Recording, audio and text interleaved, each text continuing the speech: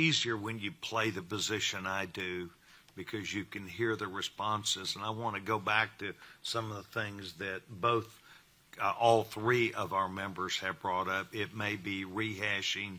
I want to dig a little bit deeper if I can.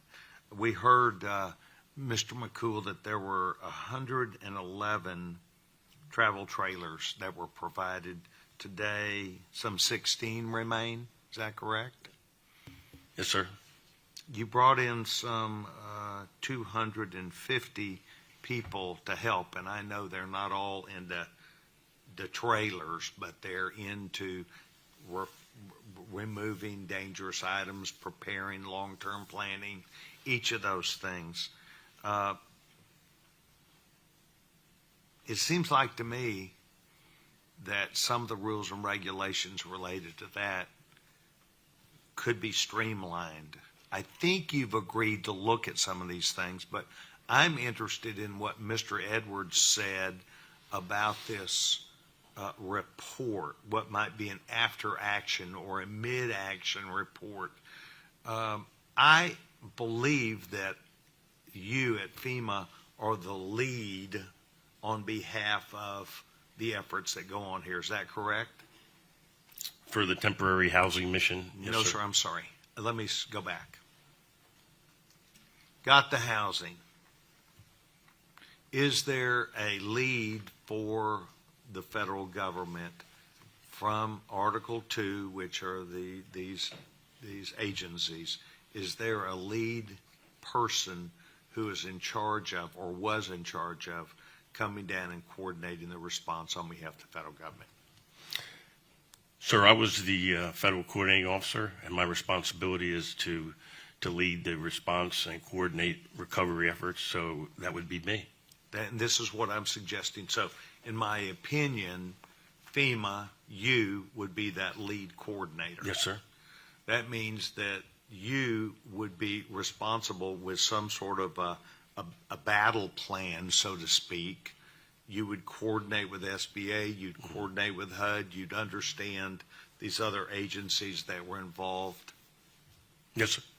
And you believe that that response that you've got may or may not exist, that report, and it may or may not have gone to Congress? I don't know if it's gone to Congress, sir. I will check and get back to you for the record. But one exists.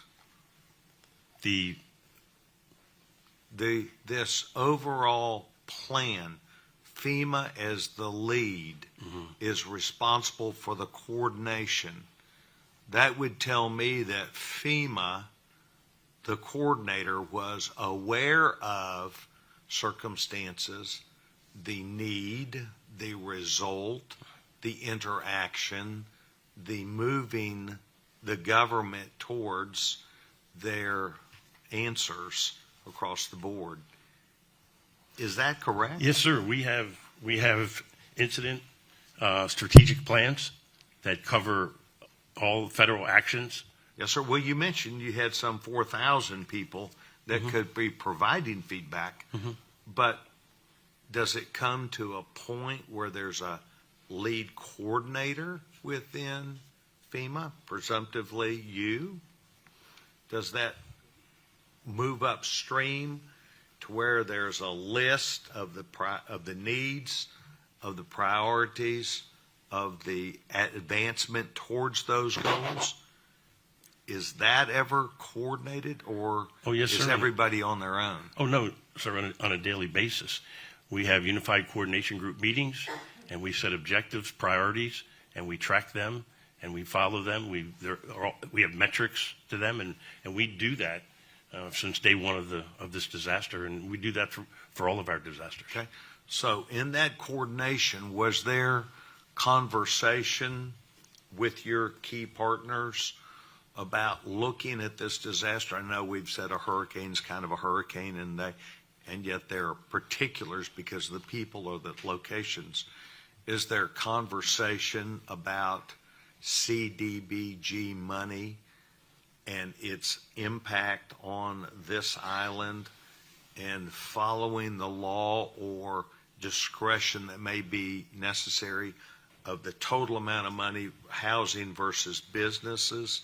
Was that ever in the conversation, and what is your thinking there? The reason why I say this, because I come from the business community in my background, and the business community has to have businesses back up if they're going to provide what could be revenue to the city or to the organization to make sure it continues. What was your evaluation as the lead of this group of trying to coordinate that recommendation versus the guidelines? All of the agencies that I mentioned, to include HUD and SBA, were mission assigned, and in our joint field office, along with the state of Florida, Florida Department of Emergency Management, and they are still there to this day, up in Lake Mary as well as down here, right up the road.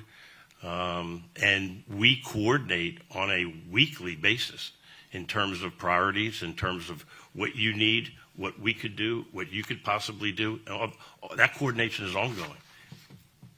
What is your evaluation, any of the three of you, on that recommendation for getting the money and handing it out versus what might be affordable housing, what might be SBA loans, which might be actually to look at the island, to look at this area and say, here are its real needs. Is there an impediment to that process? Is there an impediment to that outcome? Or do you have the ability to come in and say, we're going to have to spend more money on businesses as opposed to affordable housing because of the particular circumstance here? We work close. Do you want to take that? Sure. If I may, sir, in Washington, we're not making the decisions about how the funds are used locally, and it's not even the federal government with our counterparts in Florida.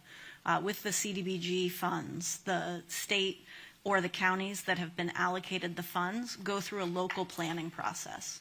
So in allocating the funds to them, we use data from FEMA and from the Small Business Administration about uninsured losses.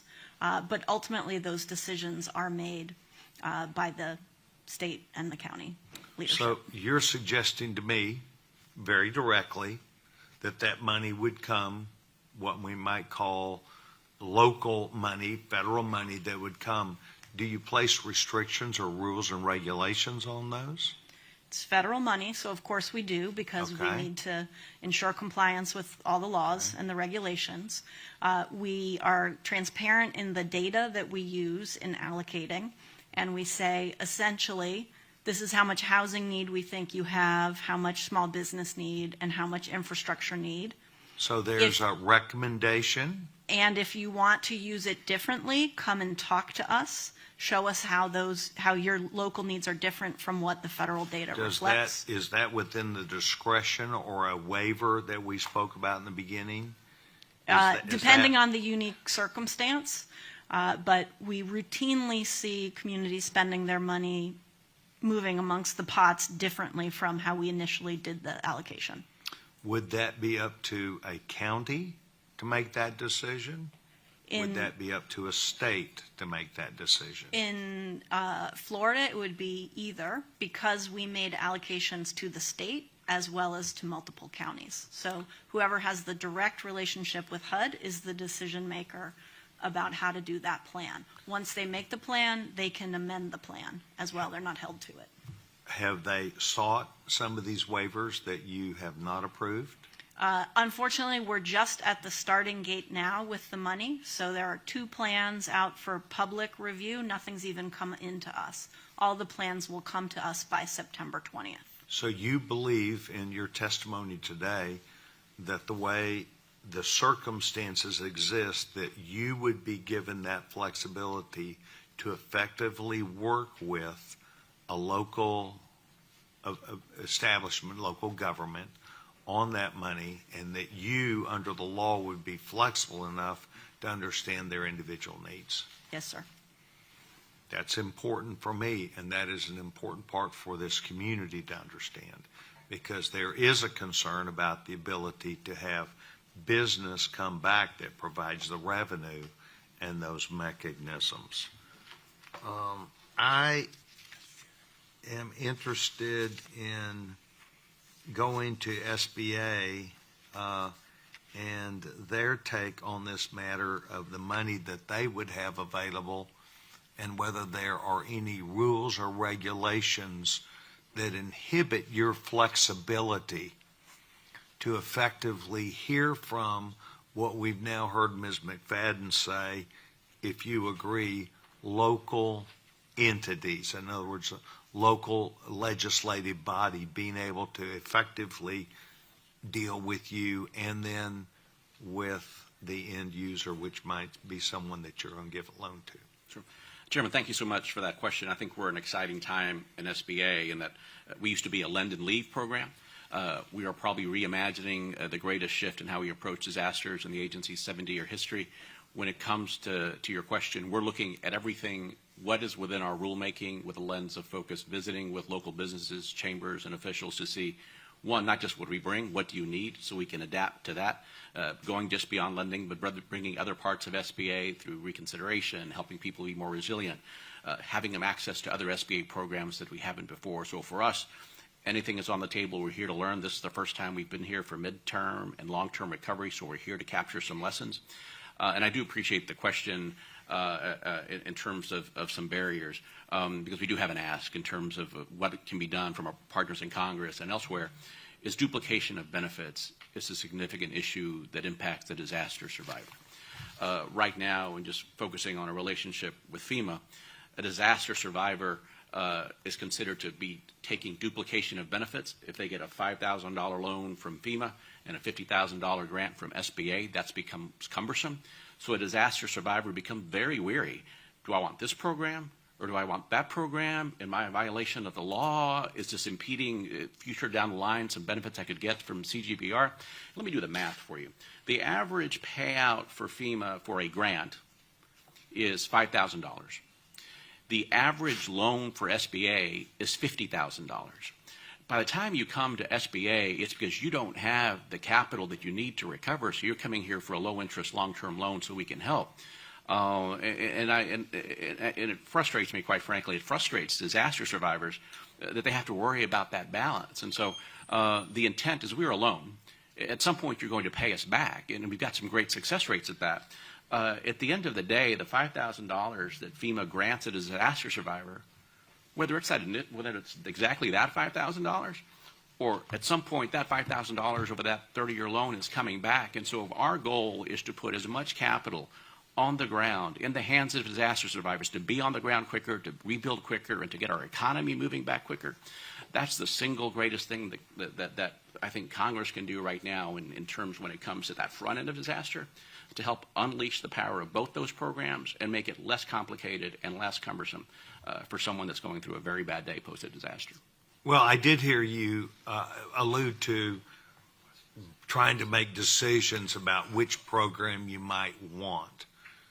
And then I heard you say that Congress might want to streamline some things. What would you want Congress to streamline? What authority would you like for us to give you? Authority may be discretion.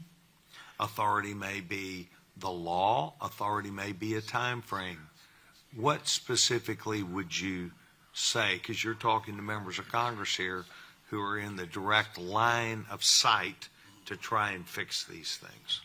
My ask most simply is this: write into the law that a loan from SBA and a grant from FEMA is not considered a duplication of benefits. That is the one single piece in law for us at the front end is complicating the life for disaster survivors. We're doing everything we can within our rulemaking to better customer service, get on the ground quicker, be here longer.